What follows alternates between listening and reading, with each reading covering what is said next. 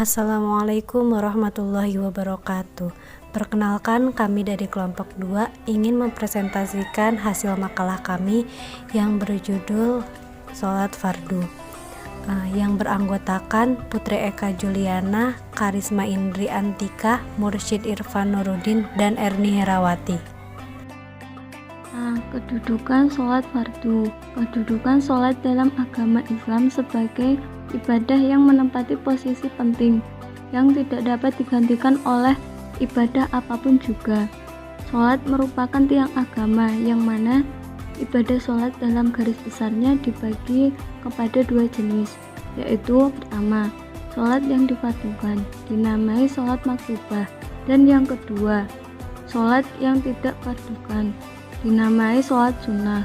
Pelaksanaan sholat maktubah merupakan kewajiban seluruh muslim dan juga muslimah sehari semalam, yaitu sholat 5 waktu, yaitu sholat fardu subuh, sholat fardu zuhur, sholat fardu asar, sholat fardu maghrib, dan sholat fardu isya, sebagaimana yang tercantum dalam surat Al-Baqarah ayat 43, yang artinya, dan dirikanlah sholat, bayarlah zakat, dan rukuklah bersama-sama orang yang rukuk. Bagaimana yang kita ketahui bahwa sholat merupakan komunikasi langsung yang terbangun antara sang hamba dengan Allah Subhanahu wa Ta'ala. Sebagai makhluk ciptaan Allah Subhanahu wa Ta'ala yang paling sempurna, hendaklah manusia beribadah dengan ikhlas kepadanya. Bila kita sejenak kita renungkan bahwa tujuan penciptaan manusia di muka bumi ini adalah untuk menyembah kepada Allah Subhanahu wa Ta'ala. Bagaimana dalam salah satu firman-Nya dalam surat Az-Zariyat ayat 56 yang artinya, dan tidaklah aku ciptakan jin dan manusia selain untuk beribadah kepadanya. Hal ini bermakna bahwa ada dan keberadaan kita di dunia ini tidaklah secara sia-sia. Dasar dan tujuan kita diciptakan adalah untuk menyembah, beribadah, tunduk, patuh, dan taat kepada semua yang telah Allah Subhanahu wa Ta'ala tetapkan. Dan dalam kehidupan kita, ibadah sholat merupakan bukti penyembahan manusia kepada Allah Subhanahu wa Ta'ala. Hukum meninggalkan sholat. Nabi Muhammad SAW juga menegaskan kewajiban setiap muslim untuk melaksanakan sholat 5 waktu. Ibnu Abbas berkata, ketika Abu Syufan menceritakan tentang Heraklius kepadaku, ia berkata, Nabi Muhammad SAW menyuruh kami mendirikan sholat, berlaku jujur dan menjaga diri dari segala sesuatu yang terlarang. Bahkan waktu sholat 5 waktu itu juga telah disebutkan dalam Al-Quran dan hadis Nabi SAW. Dirikanlah sholat dari sesudah matahari tergelincir sampai gelap malam, dan dirikanlah pula sholat subuh. Sesungguhnya sholat subuh itu disaksikan oleh malaikat. Quran Surat Al-Isra ayat 87. Sesungguhnya sholat itu adalah fardu yang ditentukan waktunya atas orang-orang yang beriman. Quran Surat An-Nisa ayat 103. Waktu zuhur ialah jika matahari telah condong ke barat dan bayangan seseorang sama dengan tingginya selama waktu asar belum tiba. Waktu asar masuk selama matahari belum menguning. Waktu salat maghrib selama awan merah belum menghilang. Waktu salat isya hingga tengah malam. Dan waktu salat subuh semenjak terbitnya fajar hingga matahari belum terbit. Hadis riwayat Muslim. Nas-nas di atas menunjukkan bahwa mendirikan sholat 5 waktu itu hukumnya wajib bagi setiap pribadi muslim dan telah ditentukan waktunya. Mereka wajib melaksanakan setiap saat dan dalam keadaan apapun. Sesungguhnya dalam penciptaan langit dan bumi dan silih bergantinya malam dan siang, terdapat tanda-tanda bagi orang-orang yang berakal, yaitu orang-orang yang mengingat Allah sambil berdiri atau duduk atau dalam keadaan berbaring, dan mereka memberikan tentang penciptaan langit dan bumi. Seraya berkata, ya Tuhan kami, tiadalah Engkau menciptakan ini dengan sia-sia. Maha suci Engkau, maka peliharalah kami dari siksa neraka. Quran Surat Al-Imran ayat 190-91. Walaupun perintah salat itu hukumnya wajib, namun sebagian umat Islam ada juga yang meninggalkan salat 5 waktu, baik karena lupa ataupun sengaja. Lupa karena kesibukannya dalam bekerja sehingga sampai lupa waktu, ketiduran, atau karena ada hal yang tertentu yang menyebabkan seseorang tidak boleh melakukan seperti haid dan nifas. Tapi ada juga meninggalkan salat karena kesengajaan, misalnya karena tidak tahu tata caranya, belum memahami hukum Islam secara benar, ataupun karena malas. Bagaimanakah hukumnya orang yang meninggalkan salat dengan sengaja? Dalam Al-Quran, orang yang dengan sengaja meninggalkan salat hukumnya dosa. Bahkan ada ulama yang menghukuminya dengan kafir. Mengapa demikian? Sebagian pernah disampaikan Rasulullah SAW bahwa yang membedakan orang Islam dengan kafir adalah salatnya. Berdasarkan hal ini, maka para ulama menetapkan bahwa orang yang dengan sengaja meninggalkan salat bisa dihukumi dengan kafir. Dari Jabir bin Abdullah berkata, Rasulullah SAW bersabda, yang membedakan muslim dengan kafir adalah meninggalkan salat. Hadis riwayat Ahmad, Muslim, dan Ashabu Sunan kecuali An-Nasai. Dari Abdullah bin Amir dari Nabi Muhammad SAW, beliau pada suatu hari mengingatkan tentang salat dan berkata, barang siapa yang menjaga salat, maka ia akan mendapatkan cahaya, petunjuk dan keselamatan di hari kiamat. Barang siapa yang tidak menjaganya, maka dia tidak akan mendapatkan cahaya, petunjuk dan keselamatan, dan pada hari kiamat dia akan bersama Qarun, Fir'aun, Haman, dan Ubay bin Khalaf. Diriwayatkan oleh Ahmad, At-Tabarani, dan Ibnu Hibban dengan sanad yang baik. Karena dianggap kafir, maka sebagian ulama menghukumi boleh dibunuh. Imam Syafi'i dan Ahmad menyatakan orang yang meninggalkan salat maka dia harus bertobat, dan apabila tidak mau bertobat maka harus dibunuh. Abu Bakar At-Tartushi sebagaimana dikutip Syekh Kamil Muhammad Uwaidah dalam Fikih Muslimah menyebutkan, menurut Imam Malik, wanita yang meninggalkan sholat tanpa alasan yang jelas atau rid harus diingatkan dengan keras selama masih ada waktunya, dan apabila ia mengerjakannya maka ia akan diampuni, dan jika menolak hingga waktunya telah berlalu maka ia harus dibunuh. Sedangkan Syekh Muhammad Kamil sendiri berpendapat tidak mesti harus dibunuh, namun ia wajib diingatkan. Menurutnya hadis di atas masih ada yang memperdebatkannya, terutama berkaitan dengan berapa kali si pelaku meninggalkannya. Dalam sebuah riwayat Sufyan Ats-Tsauri, Imam Malik dan Ahmad berkata, dengan meninggalkan satu kali salat, seseorang perempuan muslim dapat dikenai sanksi dibunuh. Demikian pula menurut mazhab Syafi'i, barang siapa meninggalkan salat fardu dengan saja, maka ia telah terlepas dari tanggung jawab Allah. Hadis riwayat Ahmad dari Mu'az bin Jabal. Wallahu a'lam. Yang C yaitu fungsi dan hikmah sholat fardu. Fungsi sholat fardu menurut Hasbi As-Siddiqi itu ada beberapa. Yang pertama yaitu meningkatkan kita kepada Allah Subhanahu wa Ta'ala. Yang kedua yaitu menghidupkan rasa takut kepada Allah Subhanahu wa Ta'ala. Yang ketiga yaitu menyuburkan pokok-pokok dan asas-asas tauhid. Yang keempat yaitu tali penghubung yang menghubungkan hamba dengan Allah Subhanahu wa Ta'ala. Yang kelima yaitu mendidik dan melatih kita menjadi orang yang tenang. Yang keenam yaitu dapat menghadapi segala kesusahan dalam hati. Yang ketujuh yaitu menghilangkan tabiat loba. Loba yaitu rakus. Yang kedelapan yaitu tidak takut kemiskinan dan kelaparan karena mengeluarkan harta di jalan Allah Subhanahu wa Ta'ala. Contohnya seperti sedekah dan lain sebagainya. Yang kesembilan yaitu menghasilkan ketetapan pendirian. Yang kesepuluh yaitu mengekalkan mengerjakan kebajikan. Yang kesebelas yaitu memelihara aturan-aturan dan disiplin. Yang kedua-belas yaitu menjadi penghalang untuk mengerjakan kemungkaran dan keburukan.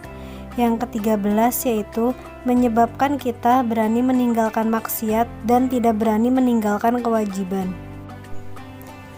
Dapat difahami bahwa ibadah sholat fardu memiliki fungsi yang sangat baik dan sangat penting dalam kehidupan umat manusia, khususnya kaum muslimin, yang berdampak positif baik aspek psikis maupun fisik. Fungsi yang paling utama bagi pelaksanaan ibadah sholat fardu tersebut adalah untuk mengingat Allah Subhanahu wa Ta'ala, di mana seseorang yang sudah mampu mengingat dalam kehidupannya, maka ia harus memenuhi kewajibannya. Dan sebaliknya juga, dari pelaksanaan ibadah sholat itu sendiri diusahakan secara maksimal agar Allah Subhanahu wa Ta'ala selalu berada dalam alam pikirannya, sehingga macam problema hidup diatasi dengan pikiran yang jernih dan ketenangan jiwa, karena Allah Subhanahu wa Ta'ala selalu bersamanya. Ibadah sholat yang dilaksanakan umat Islam juga menghilangkan keluh kesah dari sifat kikir. Karena dengan menjalankan ibadah sholat akan menumbuhkan kesadaran bahwa setiap kenikmatan yang dimiliki oleh manusia hanyalah datang dari Allah Subhanahu wa Ta'ala, dan semuanya harus dipergunakan dengan baik. Harta yang dimiliki juga harus digunakan untuk menempuh keridhaan Allah Subhanahu wa Ta'ala. Dan kekuatan jasmani serta rohani harus digunakan untuk beribadah dan tidak boleh digunakan untuk berbuat maksiat, karena kemaksiatan akan mendatangkan azab dari Allah Subhanahu wa Ta'ala. Hikmah ibadah sholat. Hikmah ibadah sholat yang penting bagi kehidupan umat Islam baik dari segi kehidupan pribadi maupun masyarakat, yaitu melaksanakan sholat telah menunjukkan adanya rasa kepatuhan diri terhadap Allah Subhanahu wa Ta'ala, serta menunjukkan adanya rasa syukur terhadap segala apa yang dianugerahkan Allah Subhanahu wa Ta'ala, sehingga seorang hamba berhadapan dengan Tuhannya untuk menyampaikan segala pujian-pujian yang maha agung. Abul A'la Maududi menjelaskan bahwa hikmah ibadah sholat tersebut ada beberapa, yaitu yang pertama, kesadaran kedudukan sebagai budak. Yang kedua yaitu rasa berkewajiban. Yang ketiga, latihan kepatuhan. Yang keempat, menimbulkan rasa kepatuhan kepada Allah Subhanahu wa Ta'ala. Yang kelima, kesadaran akan hukum Allah Subhanahu wa Ta'ala. Yang keenam yaitu praktek kebersamaan. Dirangkum oleh Mustafa Al-Kin dan Mustafa Al-Bughor dalam Al-Fiqih Al-Manhaji A'la Mazhabi Imam Syafi'i juz 1 halaman 98. Setidaknya ada 4 hikmah sholat sebagai berikut. Yang pertama yaitu saat gerakan sujud kita merendahkan diri hingga mencium tanah. Hal ini merupakan pengingat bagi kita akan kerendahan manusia di hadapan Allah Subhanahu wa Ta'ala, karena sesungguhnya kita di hadapan Allah Subhanahu wa Ta'ala hanya hamba yang mutlak milik Allah Subhanahu wa Ta'ala. Yang kedua yaitu dengan sholat kita sadar bahwa pada hakikatnya tiada yang mampu memberikan pertolongan pada kita selain Allah Subhanahu wa Ta'ala. Yang ketiga, dalam satu hari ada 5 sholat fardu yang harus dikerjakan itu.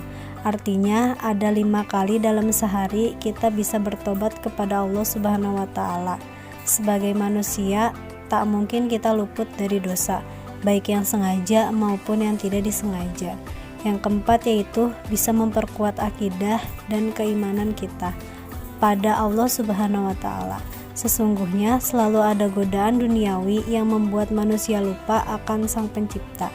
Melalui sholat kita bisa mempertebal keyakinan dan keimanan kita. D. Syarat sah sholat. Adapun syarat sah sebagai berikut. 1. Suci dari hadas, baik hadas kecil maupun besar. 2. Suci badan, pakaian, dan tempat sholat dari najis. 3. Menutup aurat. Aurat laki-laki antar pusar sampai lutut, dan aurat perempuan adalah seluruh badannya kecuali muka dan telapak tangan. 4.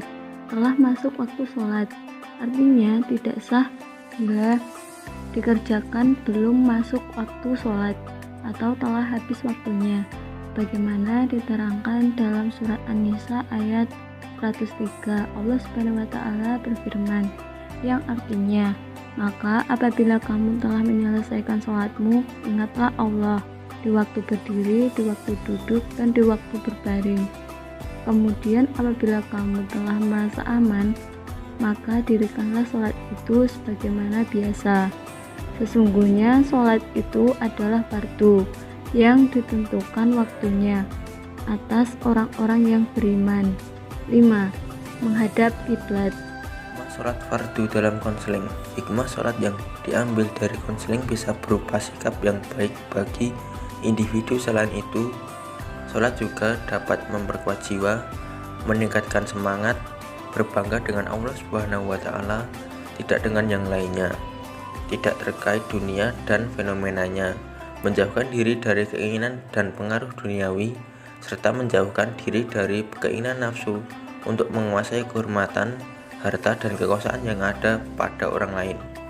Sholat juga dapat merilekskan diri, menenangkan jiwa, dan menjauhkan jiwa seseorang dari kelalaian yang dapat membelokkan seseorang dari risalah Islam yang agung dalam kehidupan di dunia ini. Sholat juga melatih seseorang agar disiplin mengikuti peraturan, baik peraturan kerja ataupun peraturan yang ada di dalam kehidupan ini. Karena sholat harus ditunaikan dalam waktu yang telah ditentukan. Dengan sholat seseorang dapat mempelajari perasaan lemah lembut, ketenangan, dan juga rendah hati. Sholat juga mendidik akhlak sehingga dapat menumbuhkan sifat-sifat jujur, amanah, dan menjauhkan diri dari perbuatan keji dan mungkar. Dan dalam proses konseling, kejujuran serta hati yang tulus harus ditegakkan dengan baik, yaitu dengan sholat hati menjadi lebih damai dan mampu melakukan proses konseling dengan baik serta percaya bahwa Allah akan memudahkan segala urusan nantinya. Secara hakikinya ialah berhadapan hati atau jiwa kepada Allah secara yang mendatangkan takut kepadanya serta menumbuhkan di dalam jiwa rasa kebesarannya dan kesempurnaan kekuasaannya, atau melahirkan hajat dan keperluan kita kepada Allah yang kita sembah dengan perkataan dan pekerjaan atau dengan kedua-duanya.